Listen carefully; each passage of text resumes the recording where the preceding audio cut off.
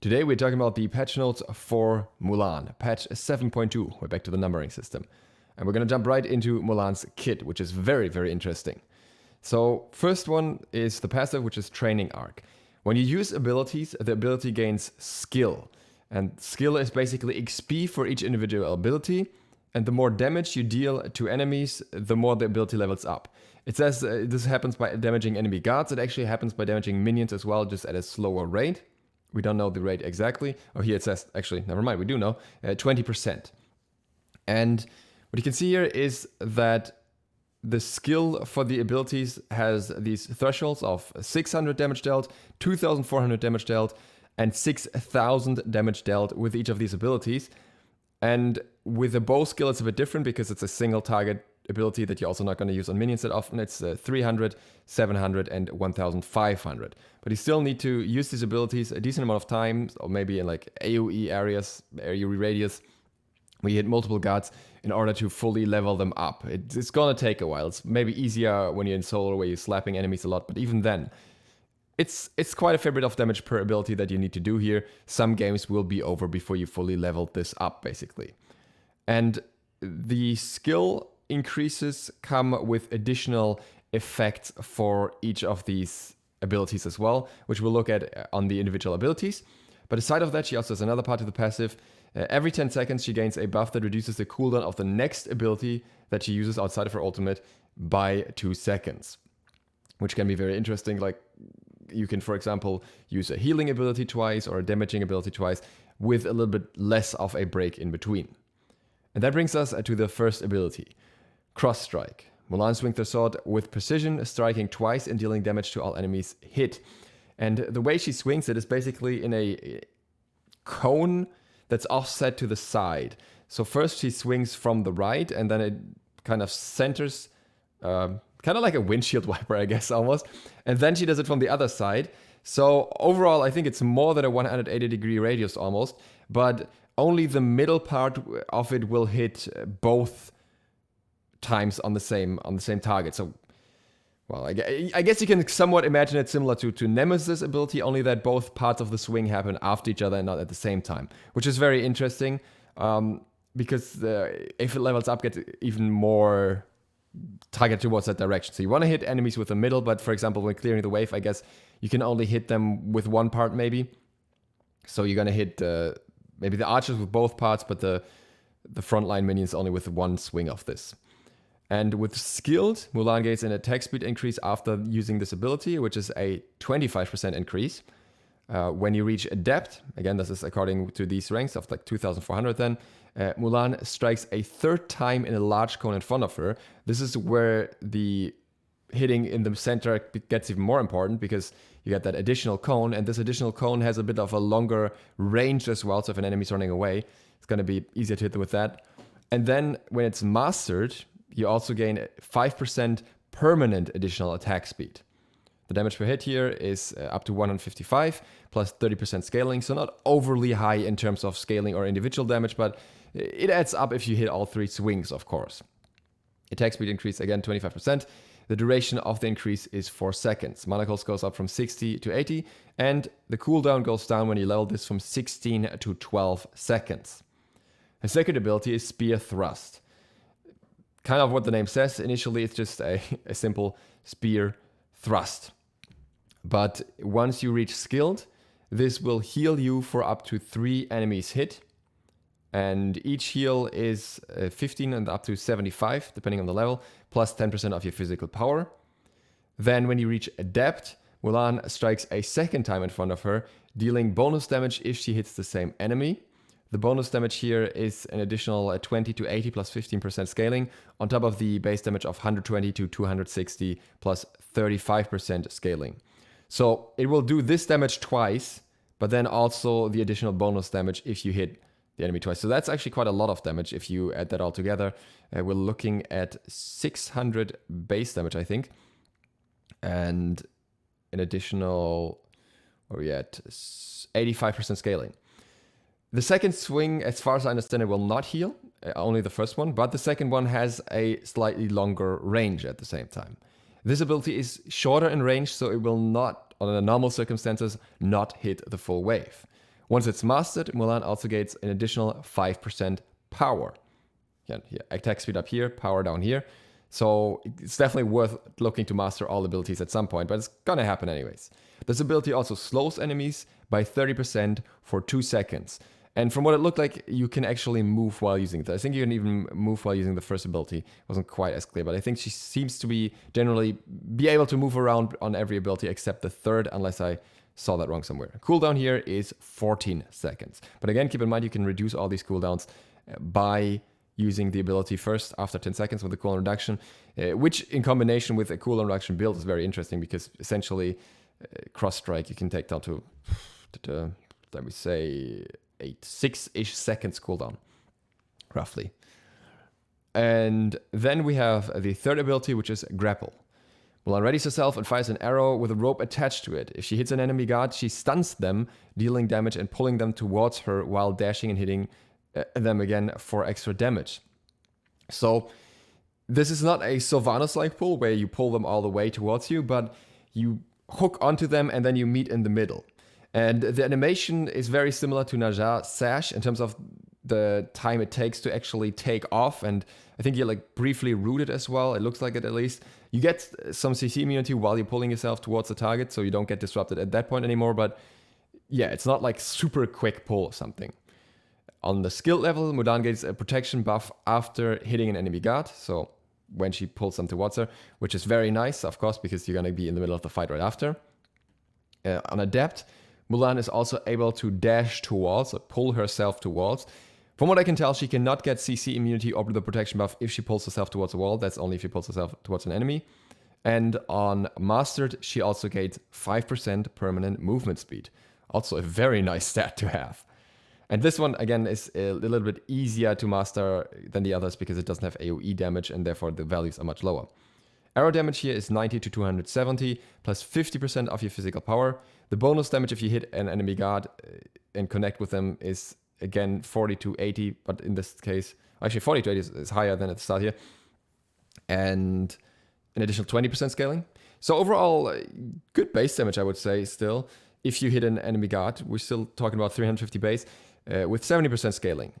She always has like more than 50% scaling at least on her ability, so she's definitely not terrible in terms of scaling. It was already talked about that she might be able to be a jungler as well, and I can see that with these stats here as well. Stun duration, 0.8 seconds. That's basically just when you pull the enemy towards you. It's not very long, but it doesn't have to be because the pull is the important part. And protection increase 15 to 35. The duration here is 4 seconds. Cooldown is, mana cost is 60 and cooldown is 16 seconds. The duration here is for the protections, by the way. Overall, I would say this is likely the ability you're going to level last because it just gives you a little bit of bonus damage and bonus protections, and the other ones are just more clear focused and more sustained focused and everything. But still, very strong ability.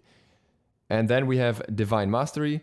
Mulan brings forth her entire arsenal dashing forwards with the sword slashes, which is 80 to 320 damage, plus 60% of your physical power, dealing damage and rooting enemies for 1 second. If she hits an enemy guard during the dash, it's a very long dash, very wide area. It's very easy to hit a guard with this, but if you use it as an escape, you of course might not hit a guard. Mulan uses her new divine energy to knock up enemies with her spear. It's a knock-up. They are briefly rooted while that happens, or like before that happens from the dash. And at that point, she deals 100 to 260 damage plus 40% of your physical power. And then, before firing a large projectile with her bow. That one deals 150 to 350 damage plus 50% scaling. Dealing damage with any part of this ability gains skill towards the weapon used. This is a massive amount of damage. If you look at this combined, this is a crazy amount of base damage. And more than 100% scaling in a relatively large AoE. The first part is really big. The second part, the spear and arrow damage, can be retargeted. It's not exactly the same area. And you can't hit everyone in the same size of area, I think. But you can easily hit multiple targets with it as well, if they're lined up in any way. And you can then basically just knock them up and then confirm your arrow damage that way as well. It looks like you're briefly rooted during the second and third part as well. So you kind of a bit immobile while doing that, but it doesn't really matter because you're going to deal tons of damage and the enemy CC it anyways. Mana cost here is 100 and cooldown is 100 seconds. Overall, I would say a lot of damage in her kit, a lot of CC. She has a slow, she has a pull stun, and she has the root into knockup on her ultimate. A lot of poke potential, a lot of benefits overall with the attack speed, with the bonus power, movement speed. She also has an interesting attack chain, which is not mentioned here, which is, I think, around... So it's 2 basic attacks with either 100% damage or a little less. I'm not sure if this swing might actually be faster than 1. And then afterwards, the third swing is an AoE hit with a little bit more damage. Either that's 100% or that's slightly more than 100%, with maybe like 120% or so. And with a longer delay as well, so 1.2. We'll see about the exact values, unfortunately not listed here, but it's something around that. And yeah, I think she will be very interesting both as... primarily as a solo laner because you can level her abilities easily, but also as a jungler. People were suggesting her as a support. I think she could work as a very, very aggressive support, but overall I think she has a lot of stats that would support her going more into a damaging role rather than just being there for setup. But it's yet to be determined. I mean, the AoE ultimate thing is very strong anyways. It could actually be good for support as well. The recolor, Rising Hero as well, looks very cool. And that is all we have for Mulan so far. And that brings us to the rest of our kit, which we're gonna, the rest of the patch notes, which we're gonna take a look at now. A quick look at the skins here. As you can see them all, as usual, I'm gonna show them more in depth. We look at them more in depth in the patch notes. So the Dunkfather Odin stands out. Fantastic one. Ascended Mulan, very weird. This is the new recolor that you get for buying this $40 bundle. It is a silver purple version, which I think looks cool, but considering they're trying to sell these, they didn't even give it its own card art, which I find very surprising. I'm not sure what's up with that. Didn't show it in-game either, so we don't really know what it's going to look like. So, yeah. And this skin is just weird because it has this massive floating thing that's under him at all times. You see many coming soon skins here. We can actually see if they have voice packs for them. No, we don't. Those are skins that would normally be announced in this patch, but instead they're going to be announced in the next patch now because they will be coming out around this time of the next patch notes show anyways, than before the next patch comes out. So there will be more skins in this patch, but they're coming out in the next patch note, or they're announced in the next patch note show, which makes a lot more sense because they're a lot closer then. And now the release update schedule here. We have Mulan's stuff. We have the Set skin, the Hera skin, the Agni skin that you saw, the Odin skin. We have the Weekend and Punk Duck announcer pack, which were not even mentioned here. And we also have the Titan Isaiah bundle, which is an avatar plus his announcer pack. So, you know what I'm going to be using. And then we also have the Hydra Machinima Poseidon coming later, as well as the other skins that are not shown yet. We have a bunch of bug fixes, the Victory Chest and Battle Chest are fixed, which gave the wrong rewards at the time, which is already fixed in the live client now. There was some issues with anti-healing and healing increase effects.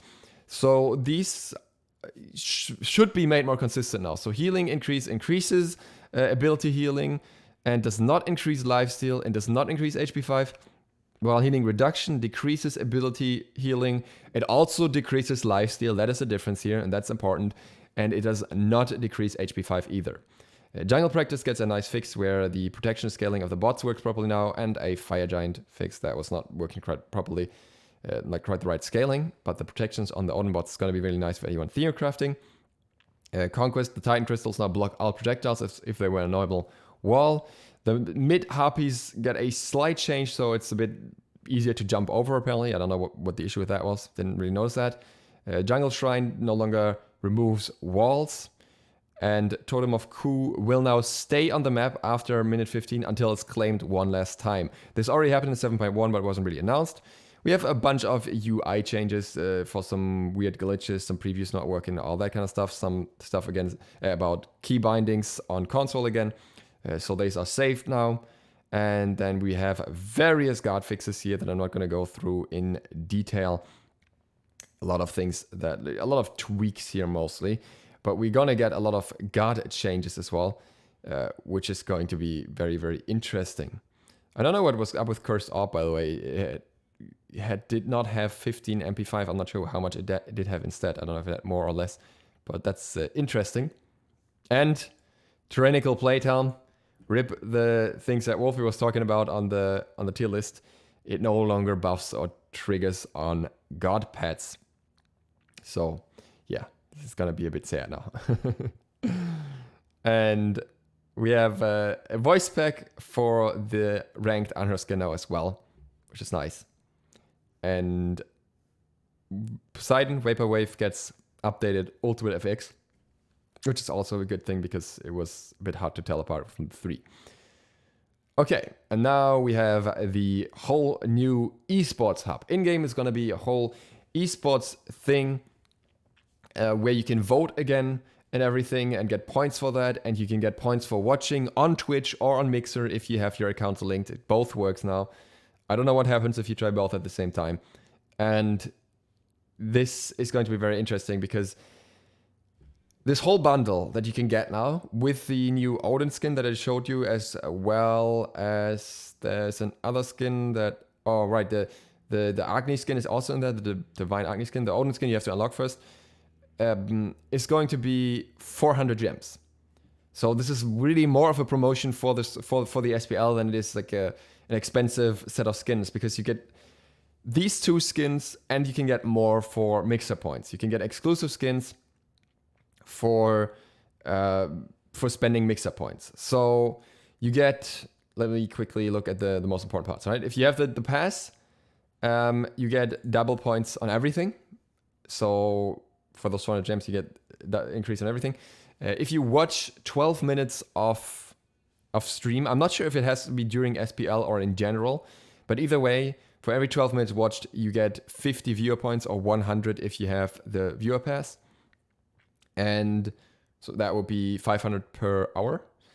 And if you vote, then you can get 1,000 viewer points for voting right on a team that wins a match, or 2,000 if you have the pass. So voting right on one game equals 4 hours of stream, which is a pretty decent amount. I don't know which games exactly are gonna count in here, because it says something about just SPL matches. I'm not sure if like all these minor leagues around that will be involved as well, if they get to give you points too. But you have a lot of time to vote beforehand now. You have like 2 weeks beforehand, for a bit up to 2 hours before the game. So you're going to be able to get a lot of points to that.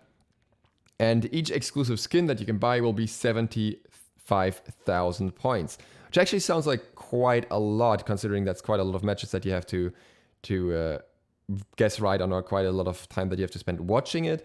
I imagine that in the long run there will be some double points events and stuff again. So we'll see how that works out. And the Dunkfather Odin will be available for 200,000 points, and other exclusive new skins will be available for the same amount of points.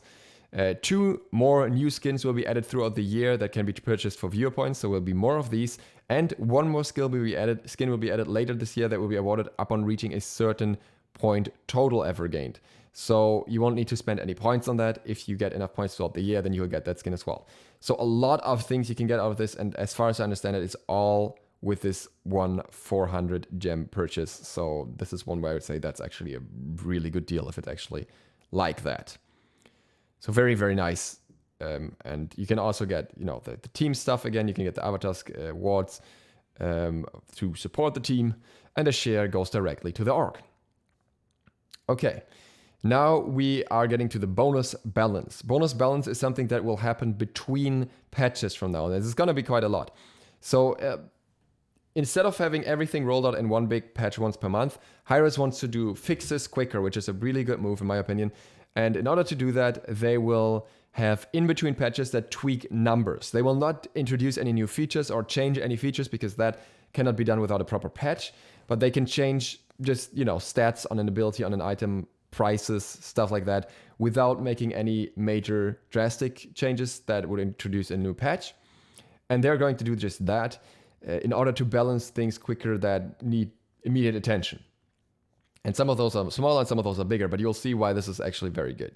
So Toxic Blade and Witch Blade were 100 gold more expensive than they were meant to be. So that's going to be decreased, which is already very good because Witch Blade is going to be a much more necessary item now anyways.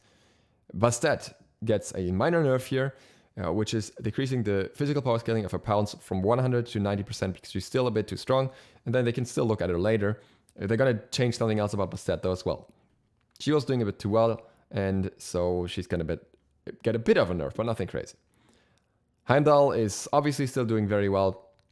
His first and second basic attack scaling go down by 5% with no offset in terms of attack speed as far as I understand that. So 130% to 125%, which means his DPS will be a bit lower and his burst potential with attack cancelling will be a bit lower, which is the main goal here. With the Gjallarhorn, the physical power scaling per tick is decreased from 35% to 30%, and it no longer provides protections while channeling. So significantly less damage from the scaling here of all, which is very big because this is such a big AoE in teamfights as well. And, well, no longer having protections also gives you a bit more value to cancelling it earlier, and you can be punished easier while using this ability. Odin, Gange's Might, gets the pulse damage increased from 25 to 105 to 20 to 100, and the throw damage increased from 80 to 280 to 60 to 260. So yet another nerf to this. This is going to be another 15 damage here and another 20 damage here. So 35 damage off that as well. Again, just turning down Odin a little bit more because he just has very strong damage numbers at the moment. Also a very good change. And Ring of Spears decreased the damage dealt from leaving the ring from 140 to 420 to 120 to 400. Also 20 damage off there. Don't think that's going to be that big. And then we have Susanoo, Gathering Storm, decreased physical power scaling of the bonus damage from 60 to 40%. Also fairly significant, quite a bit of scaling off there because Susanoo is just doing a bit too well at the moment. It's just a bit too easy, and the Hydra's nerf didn't really change that because I've said it many times, Susanoo doesn't need Hydras necessarily. He works well with it, but he doesn't need it. And Thor, this one is quite a huge nerf, surprisingly huge in my opinion. Berserker Barrage increased the cooldown from 8 seconds to 10 seconds. That is the big part here. The scaling is also decreased on the first two hits from 40 to 35%, and on the final hit from 60 to 50%. So another 20% decrease. They said something about 25%. I'm not sure where that was coming from, but I'm pretty sure this is a 20% decrease overall. Obviously, the same as Susanoo, he's still a huge hit, but I think especially the cooldown increase, that's something that you really notice with Thor, that really take him down a notch, because that means you can not nearly as often use it twice in a fight. And Yemoja, finally he's getting her nerfs as well. Moonstrike decreased inner area magical power scaling from 55 to 45%. So a little less of that power build Yemoja. Decreased outer area scaling from 20% to 15%. Decreased stun duration from 1 to 1.4 seconds to 1 seconds at all ranks. Also, again, a very good change. Mending Waters decreased the shield health from 40 to 200 to 40 to 160. This is mostly based on pro feedback. She was just spamming the shields way too much on high levels of play. So a whole set of changes that are all coming out very, very soon. Very good changes in my opinion. Just overall balancing out a lot of the top performing gods. A lot of the gods that Wolfie and I talked about in the tier list that were just performing very well statistically. And yeah, leveling it all a bunch more. And I'm very happy with all of these changes really. Can't complain about a single one. And then later on, we get the other changes. Very interesting here. This was actually not mentioned at the patch notes at all. Added Yggdrasil to the background of the map. Expect more subtle changes to the Conquest environment as the Season 7 story progresses. So there's going to be some details being added to the background somehow. Cool. Decreased back protection of phoenixes. And okay, that's what it actually is, because they didn't really specify that on the patch notes probably. Increased enhanced fire giant effect on back protections from 50% to 75%. This means you get a 12.5% reduced damage to structures with no minions in the area. Previously it was 25% while having the enhanced fire giant buff. So you basically do almost full damage against structures now, meaning if you get the enhanced fire giant, it's going to be a lot easier to take down a phoenix. Specifically, not towers, phoenixes, from what I understand. And that means late game sieges might go very differently. The duel in Ifa Harpy is also getting a bit more XP. It's a bit underwhelming for how hard it is to kill. 50 goes up, 40 goes up to 50 XP here, extra 10 XP. Very nice change there. Vision shot. You now get a visual notification in multiple ways when you don't buy a relic, and you also get a pop-up notification, and it glows, it flashes, it has an arrow next to it. You cannot miss it. So visually, you know what's up now, and the new upgrade relic will now be ready to use and not be on cooldown when you upgrade from Vision Shot. Hand of the Gods is not always on instant cast anymore, it's just following your normal cast settings now. And Spectral Armor is getting a massive buff. This is basically the Hunter and Mercury nerf, I would say. Decreased physical protection of the item from 70 to 65 and removed crowd control reduction. Nerfed so far, but added 200 health in return. This makes this item significantly tankier overall. Crowd control reduction is not really that necessary on Spectral Armor because you're building this against crit and not against crowd control. And yeah, makes you a lot more survivable when it comes to crit. It should be better than Nemean Lion now, even though I still think that the passive should be a small aura. But overall, I think gonna put Spectral Armor in a much better place against crit. Musen Cup, Hive, increased attack speed from 10 to 40% to 10 to 50%. Just bringing him back up a little because he's not doing too hot at the moment. We also said that with the new ward thing, his hives have a little bit less of a purpose overall. So yeah, very understandable. Bastet gets another change. Again, remember she already got a nerf up there. Her cats will now take 5 hits from minions before losing 1 point, similar to Heimdallr. And the root is just a fix of the description here. It was listed as 1 second, but the root is actually just 0.5 seconds. So this is actually a buff, but this buff is not going to affect combat as much as it just affects her clearing in the jungle with the cats, mostly, or clearing waves with the cats, because they just don't die instantly anymore, which I think is reasonable. Even if you hate current Bastet, I think that's not a big deal, and possibly sets up for further nerfs in other regards. Camazotz is actually just seeing a revert of multiple things. His leap range is staying, he has that longer leap range, but Essence Drinker decreased the passive buff from 8% to 6% for lifesteal and healing, and Vampire Buds decreased the buff per stack from 4% to 3%. So basically, I think this is just straight up the old numbers. And yeah, I think it's good that Harris just goes the approach of a revert here. He was obviously very, very strong, and I think he's going to be in a more healthy long-term place now, because he still has the new leap, which is huge anyways. Kukulkan has also been doing very hot for a very long time. And yeah, the changes helped him quite a lot. Now he gets a base damage increase per tick from 9 to 45 to 8 to 40. That is quite a lot considering the number of ticks. It's 8 ticks normally, I think, on this ability, which would translate to 40 damage off this in total at the max rank. And Sapphire decreased the slow from 30 to 50% to 20 to 40%. Wolfie talked about this, how it's like worth leveling this over Whirlwind at a certain point. This may be the case earlier now. That's going to be interesting. So you just level enough Whirlwind for the clear, and then you just go into Sapphire. And obviously, this makes it a bit more of a necessity to level it earlier as well with the extra slow that comes to it. Kukulkan, actually surprisingly doing very well at the moment, and therefore he's just getting some damage reductions here on his epic uppercut.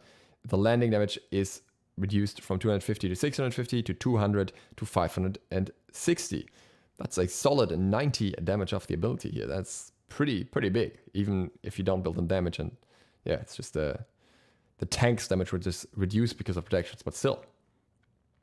Naja is getting a shift similar to Serket, where his damage is kind of moved more towards being an assassin, being a jungler, and doing a little less as a support.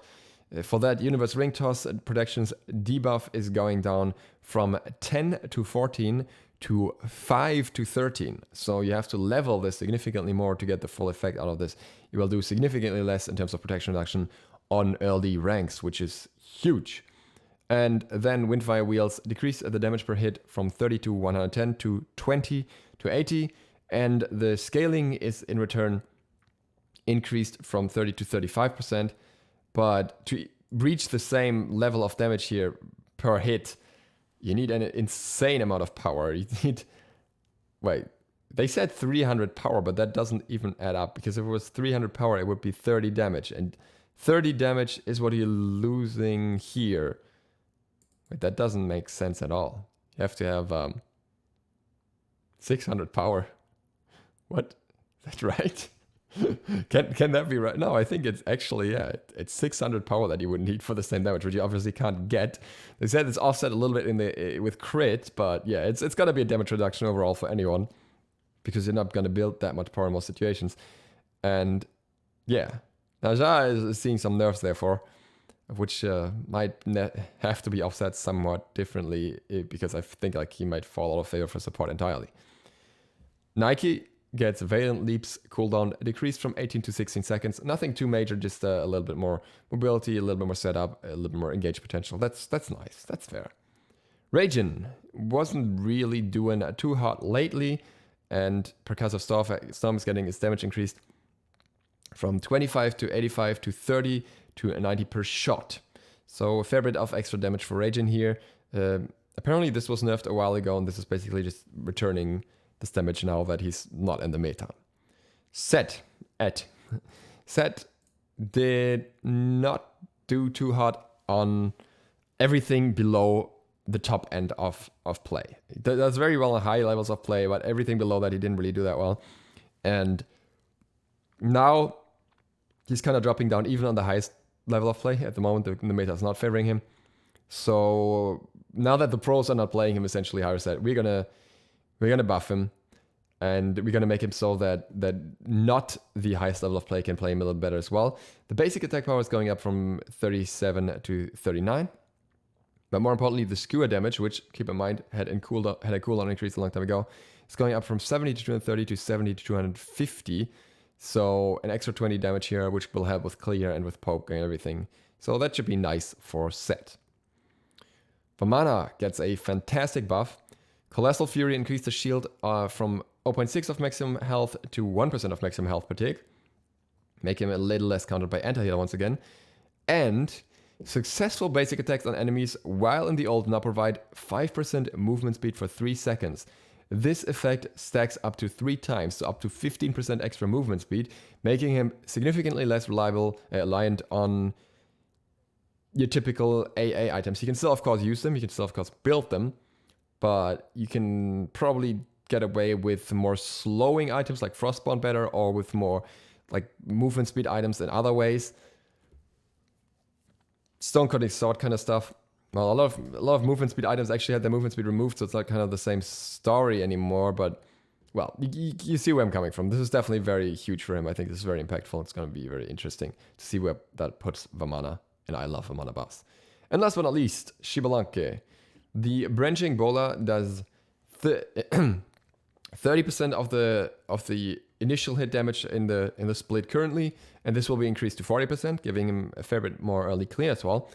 And Darkest of Night's cooldown is going down from 110 to 90 seconds. Now that's not as impactful anymore, since it lost a stun quite a while ago now. And that is it for these changes. I think many of these changes are very good, very interesting. Hyrus already said they didn't really do that many item changes this patch because they kind of want to see with some items how they develop a little bit further. 2 items that they mentioned were Transcendence and Heartseeker, items that I already mentioned before Season 7 as well. They said we'll have to see a little bit more how things are going from here, and then we can reevaluate that. And I think that's fair.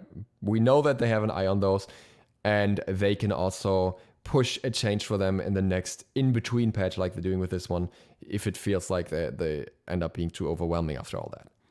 Yeah, and that's it. Very good patch overall. I'm very much looking forward to Amaterasu 2.0. Now, Mulan. I really like her kit. I think it looks really interesting, and I'm excited to try it out. The gameplay, the full-on gameplay for her, the PTS will be on the weekend, well, starting on Friday and Saturday, Sunday. So yeah, we will have a video about that then. And for now, on that, thank you guys so much for watching. I hope to see you all for the next one. At this point, probably tomorrow, depending on which one gets uploaded first. Duke Sloth, out.